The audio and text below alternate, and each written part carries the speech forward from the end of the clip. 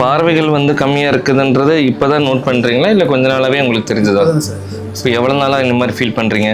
ஒரு 1 year. 1 year. இந்த மாதிரி ஃபேஷியல் பால்சி வந்து கண்ணுக்கு பாதிப்பு இருந்துச்சுனாலே கண் ஒழுங்காக மூடாது. ஸோ அந்த இமை வலது கண் மூடுற அளவுக்கு இடது கண் மூடாமல் இருக்கிறப்போ கண் வறட்சி போகும். பட் ஆனால் வலது கண்லேயும் வறட்சி இருக்குது. ஜென்ரலாகவே வறட்சி இருந்தாலே கண்ணில் கொலஸ்ட்ரால் இருக்கிறதுக்கு வாய்ப்பு இருக்குது. இந்த எண்ணெய் லேயர் கம்மியாயிடுச்சுனாலே நம்ம கண் வறண்டு போகும். இதில் கண் வேறு உங்களுக்கு மூடாமல் இருந்ததில்ல, அதில் இன்னும் வறட்சிகள் கொடுத்துருக்கோம்.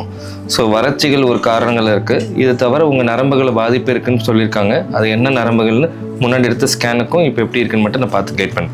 ஸோ 2 கண்ணிலுமே கண்ணில் புறை இருக்குது. ஸோ புறையால் உள்ளே போகிற லைட் கம்மியாக இருக்குது.